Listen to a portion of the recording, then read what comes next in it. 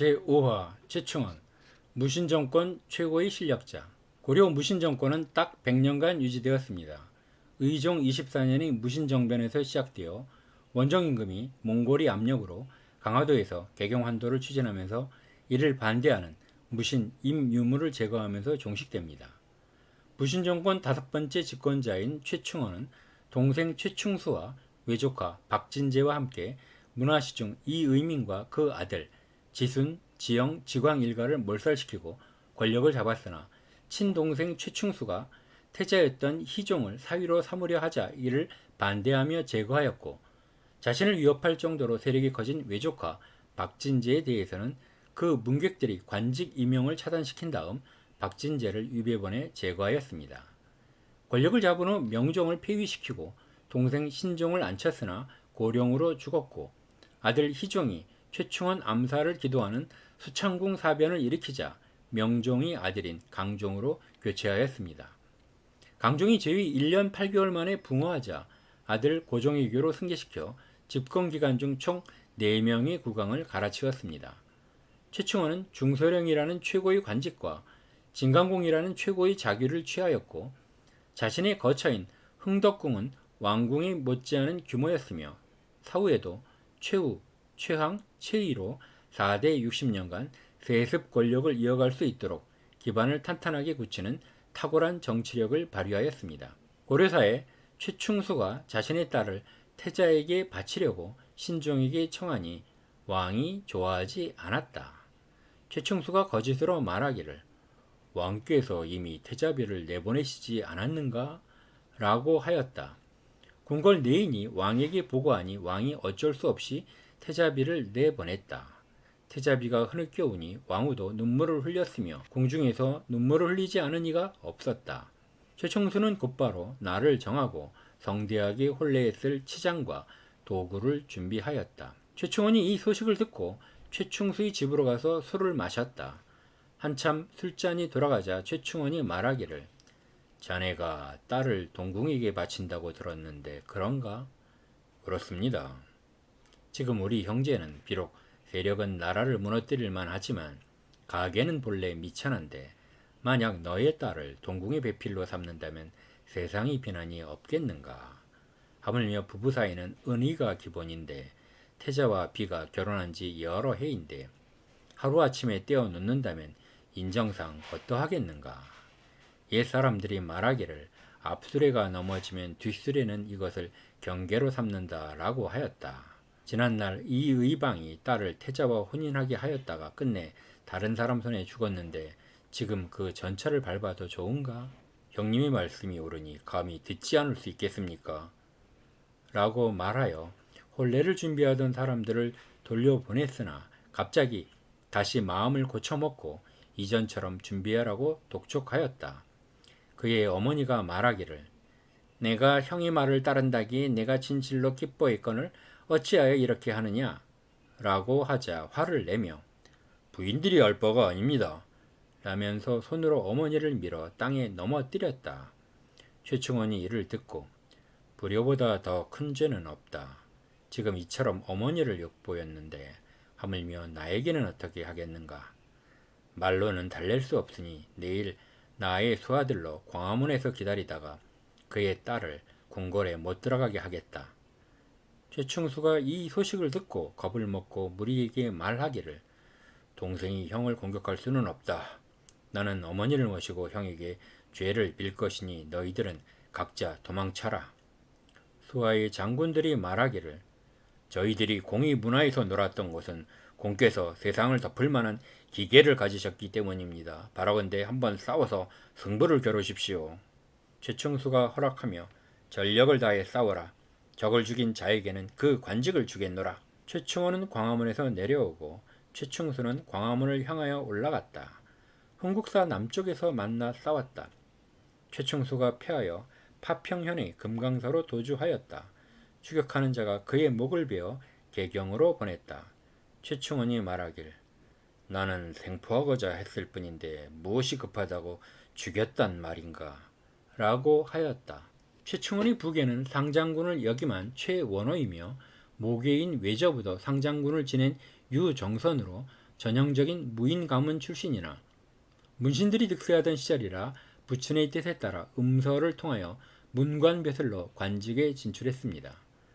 하지만 스스로 문관 말단직에 머무는 것을 부끄럽게 여기던 중 무신정변이 일어나자 문관에서 무관으로 변신하였고 의종 복위를 명분으로 조위총이 난이 일어나자 공을 세워 승진하기 시작하였습니다. 그러던 어느 날 동생 최충수가 아끼던 비둘기 한 쌍이 이의민의 둘째 아들 이지영의 집으로 날아들었습니다. 이의민의 아들 이지순, 이지영, 이지광은 재물 수탈과 부녀자 겁간으로 악명이 높았는데 특히 지영, 지광을 세간에서는 쌍도자라고 불렀습니다. 이지영에게는 자운선이라는 애첩이 있었는데 그녀는 압록강 유역의 천민인 양수척 출신이라는 설도 있고 기녀 출신이라는 설도 있는데 자태가 곱고 가무가 뛰어나 이지영의 사랑을 독차지하였습니다. 자운선은 날아든 비둘기에 모이를 주며 키우려는데 최충수가 황급히 찾아와서 비둘기의 반환을 요구하였습니다. 자운선은 돌려주지 않겠다고 버티었고 이지영도 편을 들며 거절하였습니다. 시비 중에 이지영은 하인들을 시켜 최충수를 결박하였습니다. 최충수가 장군이 종에게 묶일 수 없다 며 따지자 풀어주었지만 최충수는 원한을 품게 되었습니다. 최충수는 자초지정을 형 최충원에게 고하고 형제는 이를 누이의 아들인 박진재와 모의하였습니다. 박진재는 정팔품 산원에 불과했지만 지략이 뛰어난 인물이었습니다. 기회를 엿보던 최충원은 1196년 이의민이 미타산 별장에 행차하는 틈을 노려 기습하였고 이의민과 그의 아들 삼형제를 처단하였습니다. 최충원은 이지영을 죽인 다음 이지영의 첩인 자운선을 차지하면서 자신이 가병들에게는 수시로 전투 연습을 시켰고 자신이 기생들에게 마치 선녀가 승리를 축하하러 온 것처럼 분위기를 연출시켰다는 이야기가 전하고 있습니다.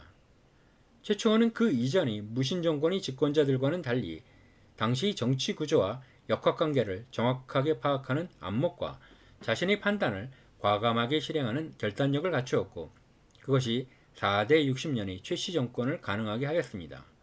최충원의 탁월한 정치적 역량을 살펴보면 다음과 같습니다. 첫째, 정치적 안목을 갖고 기존의 중방을 무력화시켰습니다.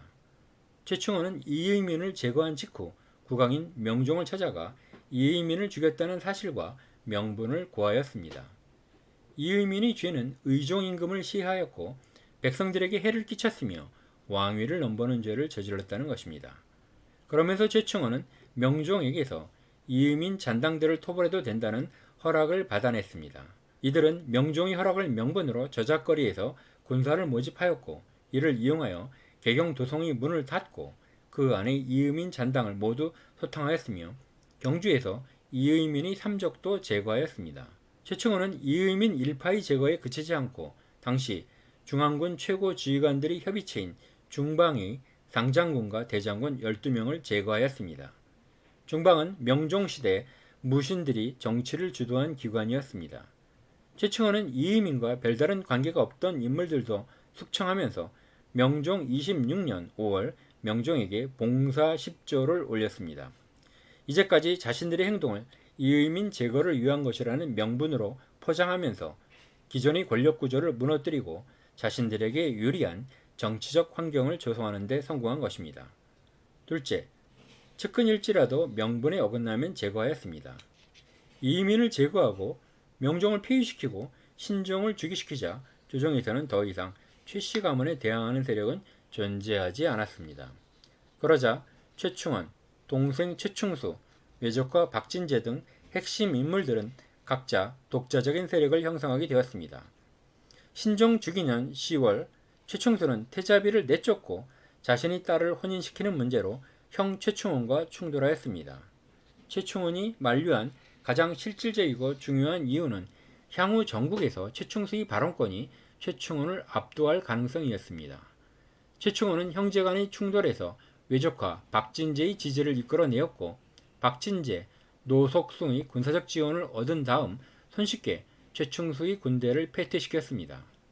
최충수는 최충원의 군사들에게 살해당하였고 최충원은 권력 독점에 한 걸음 더 가까이 접근하였습니다.